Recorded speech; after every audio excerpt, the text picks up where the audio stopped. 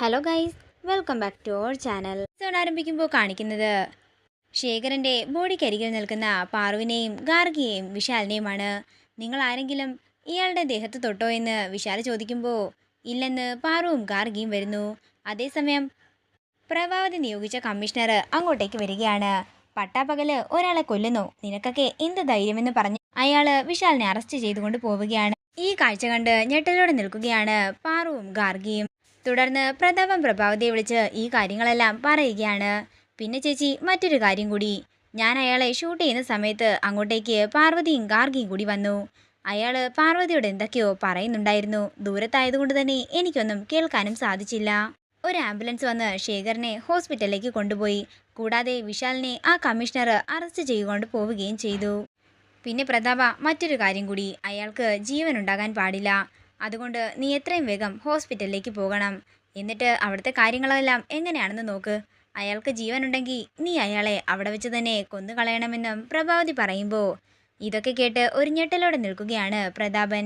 പിന്നീട് കാണിക്കുന്നത് പോലീസ് സ്റ്റേഷനാണ്. വിശാലിനെ തലങ്ങും വിലങ്ങും തല്ലുകയാണ് കമ്മീഷണർ. സാർ, ഞാനല്ല ശേഖരമേനോനെ കൊന്നതെന്ന് വിശാൽ പറയുമ്പോൾ പിന്നെ നീ തോക്കുമായിട്ട് അങ്ങോട്ടേക്ക് ചെന്നത് എന്തിനാണെന്ന് കമ്മീഷണർ ചോദിക്കുന്നു. അത് സാർ, ഞാൻ അയാളെ കൊല്ലാൻ വേണ്ടി തന്നെയാ തോക്കുമായി പോയത്. പക്ഷേ ഞാനല്ല വെടിവെച്ചത്. ഇത് കേൾക്കുന്ന കമ്മീഷണർ പറയുകയാണ്, അയാളെ കൊല്ലാനായി തോക്കും കൊണ്ട് പോവുകയും ചെയ്തു. കൂടാതെ അയാൾക്ക് നേരെ വെടിയുതിർക്കുകയും ചെയ്തു. എല്ലാം ചെയ്തത് നീ തന്നെയാ. മര്യാദയ്ക്ക് ചെയ്ത തെറ്റ് ഏറ്റു പറയണം നീ. ഇല്ലെങ്കിലേ നിന്നെ ഇടിച്ച് ഇഞ്ചപ്പരുവമാക്കുന്നത് ഞാനായിരിക്കുമെന്നും കമ്മീഷണർ പറയുന്നു. തെളിവുകളെല്ലാം തനിക്ക് പ്രതികൂലമാടോ, അതുകൊണ്ട് ഇനി പറഞ്ഞിട്ടൊരു കാര്യവുമില്ല. കോൺസ്റ്റബിൾ, ഇയാളെ പിടിച്ച് സെല്ലിലേക്കിടാൻ കമ്മീഷണർ പറയുന്നു. അതേസമയം അങ്ങോട്ടേക്ക് പ്രഭാവതി വരികയാണ്. എൻ്റെ മകൻ നിരപരാധിയാണെന്നും കുറ്റമൊന്നും ചെയ്തിട്ടില്ലെന്നും പ്രഭാവതി കരഞ്ഞുകൊണ്ട് പറയുമ്പോൾ തെളിവുകളെല്ലാം ഇയാൾക്കെതിരാണെന്ന് കമ്മീഷണറും പറയുന്നു.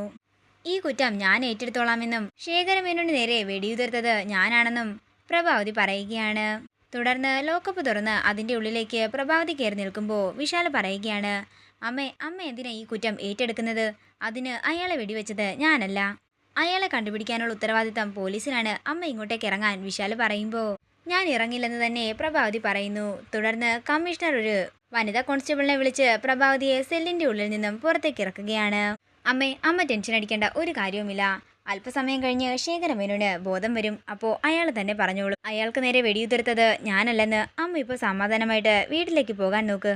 എൻ്റെ മോൻ സമാധാനമായിട്ടിരിക്കണം. എൻ്റെ മോനെ എത്രയും പെട്ടെന്ന് അമ്മ ഈ ജയിലിൻ്റെ ഉള്ളിൽ നിന്നും പുറത്തേക്ക് കൊണ്ടുവരുമെന്നും പറഞ്ഞ് പ്രഭാവതി പുറത്തേക്ക് ഇറങ്ങുകയാണ്. എന്നിട്ട് പ്രഭാവതി മനസ്സിൽ പറയുകയാണ്, അതിന് ശേഖരമേനോന് ജീവനുണ്ടായിട്ട് വേണ്ടേ നിനക്കെതിരെ വന്ന് സാക്ഷി പറയാൻ? അയാളെ ഇപ്പോൾ തന്നെ ഞാൻ പരലോകത്തേക്ക് എത്തിക്കും, നിന്നെ ജയിലിലും.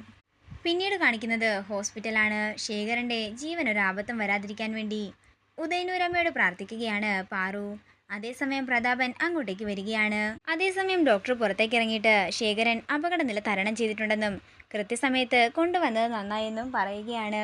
ഇത് കേൾക്കുന്ന പാറുവിനും ഗാർഗിക്കും സന്തോഷമാകുമ്പോൾ ഇത് കേട്ട് ഒരു ഞെട്ടലോടെ നിൽക്കുകയാണ് പ്രതാപൻ. തുടർന്ന് പുറത്തേക്ക് ഇറങ്ങുന്ന പ്രതാപൻ പ്രഭാവതിയെ കാര്യങ്ങൾ വിളിച്ച് പറയുകയാണ്. പക്ഷെ ചേച്ചി, അയാൾക്ക് ബോധം വന്നിട്ടില്ല, അതുകൊണ്ട് തന്നെ നമുക്ക് കുഴപ്പമില്ലെന്ന് പ്രതാപൻ പറയുമ്പോൾ പ്രഭാവതി പറയുകയാണ്, പക്ഷേ പ്രതാപ, അയാൾക്ക് ബോധം വന്നാലേ അയാൾ പോലീസിനോട് സത്യങ്ങളെല്ലാം തുറന്നു പറയും. പിന്നെ നമ്മൾ ജയിലിൽ കിടക്കേണ്ടി വരും. നീ അയാളെ അതിൻ്റെ ഉള്ളിൽ വെച്ച് തന്നെ തീർക്കണം. ശേഖരമേനോൻ ഇനി ജീവനോടെ ഉണ്ടാകരുത്. നീ അയാളെ കൊന്നേക്കണം.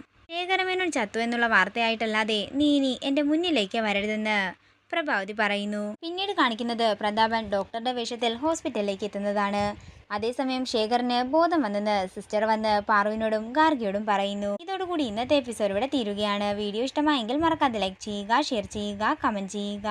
കൂടുതൽ സീരിയൽ അപ്ഡേറ്റ്സിനായി മറക്കാതെ സബ്സ്ക്രൈബ് ചെയ്യുക നയൻസ് ക്രിയേഷൻസ്.